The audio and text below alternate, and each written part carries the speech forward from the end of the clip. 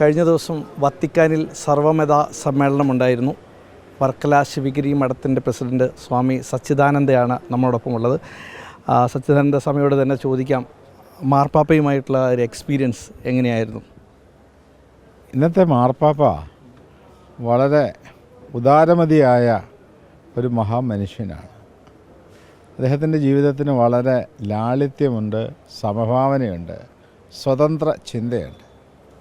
എല്ലാവരും അദ്ദേഹം ദൈവമക്കളായി കണ്ട് ഒരുപോലെ സ്നേഹിക്കുന്നുണ്ട്.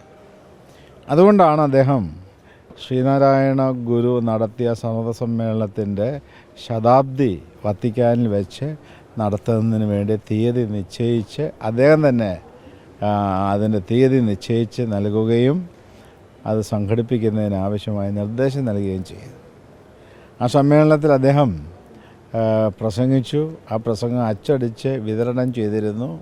അതിൽ പറയുന്ന ഏറ്റവും പ്രധാനപ്പെട്ട ഭാഗം, മനുഷ്യരെല്ലാം ഒരു കുടുംബത്തിൽപ്പെട്ടവരാണ്, ലോക സമാധാനമാണ് ആവശ്യം. അതിന് ശ്രീനാരായണ ഗുരുവിൻ്റെ സന്ദേശങ്ങൾ ഏറെ പ്രസക്തമാണ്. അതിനുശേഷം ഷെഡ്യൂളിലില്ലാത്ത കാര്യങ്ങളടക്കം, അതായത് നിങ്ങളോടൊപ്പം ഇന്ത്യയിൽ നിന്ന് വന്ന സ്വാമിമാരോടൊപ്പം നിന്ന് ഫോട്ടോ അടക്കം ചെയ്തിരുന്നു. അപ്പോൾ അവിടെ നിന്നുണ്ടായ മറുപടി മറ്റുള്ളവർ പറഞ്ഞത് ഇത് സർവ്വസാധാരണമല്ല, അത്രയും ശ്രീനാരായണ ഗുരുവോടുള്ളൊരു സ്നേഹത്തോടും കൂടിയാണ് വന്നു നിന്നതും നിങ്ങളോടൊപ്പം നിന്നതെന്നൊക്കെ മറ്റു സ്വാമിമാരൊക്കെ പറയുന്നത് കേട്ടു. ശരി, സാധാരണ വളരെ കുറച്ച് ആളുകൾക്ക് മാത്രമേ അദ്ദേഹം ദർശനം നൽകാറുള്ളൂ. ആഴ്ചയിൽ ഒരു ദിവസം, ബുധനാഴ്ച ദിവസം ഒരു ചെറിയ കിളിവാതിലിലൂടെ അദ്ദേഹം കൈവീശി ദർശനം ചെയ്ത് അനുഗ്രഹിക്കുകയാണ് പതിവ്.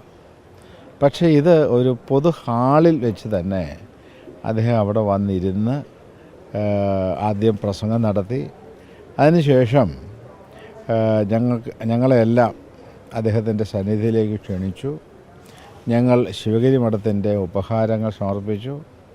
അതുപോലെ ഓരോ വ്യക്തികളും അവർ പല പല ഉപഹാരങ്ങൾ കയ്യിൽ കരുതിയിരുന്നു. ആ ഉപഹാരങ്ങളെല്ലാം അദ്ദേഹത്തിന് സമർപ്പിച്ചു. ചില ഷാൾ പുതപ്പിച്ചു, ചില ആളുകൾ എല്ലാവരെയും അദ്ദേഹം ഷെയ്ക്കാൻ ചെയ്തു. എല്ലാവരെയും നേരത്തെ നിർദ്ദേശമുണ്ടായിരുന്നു മുത്തം നൽകാൻ പാടില്ല, അതുകൊണ്ട് മുത്തം നൽകിയില്ല എന്ന് മാത്രം. അത് കഴിഞ്ഞിട്ട്, അതാണ് ഏറ്റവും ആശ്ചര്യം, ഞങ്ങൾ ഒരു 160-170 ആളുകൾ ഇരിക്കുകയാണ്. സാധാരണ ഒരിക്കലും അത്രയും ആളുകളെ ആ ഹാളിലേക്ക് പ്രവേശിപ്പിച്ചിട്ടില്ല. അദ്ദേഹം അവിടെ വന്ന് കസേരയിൽ എന്നോട് ചേർന്നാണ് ഇരുന്നത്. ഞാനാണ് മുന്നേ നിരയിൽ ഇരുന്നത്.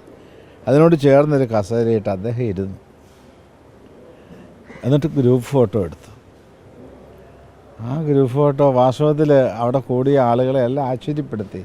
ഇതിന് മുൻപ് ഒരിക്കലും അങ്ങനെ സംഭവിച്ചിട്ടില്ല എന്നാണ് അതിൽ പങ്കെടുത്ത ആളുകളൊക്കെ സൂചിപ്പിച്ചിട്ടുള്ളത്. ഗുരുവിൻ്റെ ജീവിതത്തോടും ദർശനത്തോടും അദ്ദേഹത്തിന് വലിയ ആഭിമുഖ്യമുള്ളതായിട്ട് തോന്നി. സ്വാമി ഇന്ത്യയിലേക്ക് ക്ഷണിച്ചോ? ഞാൻ ശിവഗിരിയിലേക്ക് ക്ഷണിച്ചു. അടുത്ത വർഷം വരാമെന്ന് സമ്മതിക്കുകയും ചെയ്തു. എന്തായാലും വരുമെന്ന് പ്രതീക്ഷിക്കാം. എങ്ങനെയായിരുന്നു മറ്റുള്ള നമ്മുടെ ഇന്ത്യക്കാരാണെന്ന് പറഞ്ഞപ്പോൾ ഉള്ള ഒരു ഇടപെടൽ എങ്ങനെയായിരുന്നു? അദ്ദേഹം സംസാരിക്കാൻ സാധിച്ചിരുന്നു കുറേ നേരമൊക്കെ? അതെ. അപ്പം ഞാൻ ശിവഗിരി മഠത്തിൻ്റെ അധ്യക്ഷനാണ്, പ്രസിഡൻ്റാണ് എന്ന് പറഞ്ഞപ്പോൾ ഓഹോ എന്ന് പറഞ്ഞ് അദ്ദേഹം ഷെയ്ക്ക് ഹാൻഡ് ചെയ്തു. വളരെ സന്തോഷപൂർവ്വം അപ്പം തന്നെ പെരുമാറി. അതിനുശേഷം ശിവഗിരി മഠത്തിൻ്റെ ഉപഹാരം ഞാൻ സമർപ്പിച്ചു. പിന്നെ ഗുരുവിൻ്റെ ചിത്രം അടങ്ങിയ മൊമൻറ്റോ നൽകി. പിന്നെ ഗുരുവിൻ്റെ ചിത്രം അടങ്ങിയ ഒരു ഷാള് അദ്ദേഹത്തെ പുതപ്പിച്ചു. അതാണ് വൈറലായിരിക്കുന്ന ഫോട്ടോ. അതല്ല, അദ്ദേഹം സ്വീകരിച്ചു. സന്തോഷം. പിന്നെ സമ്മേളനം 3 ദിവസമായിരുന്നു. ആ സമ്മേളനത്തിൽ ഉരുത്തിരിഞ്ഞു വന്ന ആശയം ശിവഗിരിയിൽ ഒരു സർവമത പ്രാർത്ഥനാലയം സ്ഥാപിക്കുക എന്നുള്ളതാണ്. എല്ലാവരും വന്ന് ശിവഗിരിയിൽ മതമൈത്രിയോടുകൂടി പെരുമാറാനും പ്രാർത്ഥിക്കാനും ജപിക്കാനും ധ്യാനിക്കാനുമുള്ള സൗകര്യം എല്ലാവർക്കും ഉണ്ടാക്കുക എന്നുള്ള ഒരു തീരുമാനത്തിലാണ് ഞങ്ങൾ അവസാനം എത്തിച്ചേർന്നിട്ടുള്ളത്.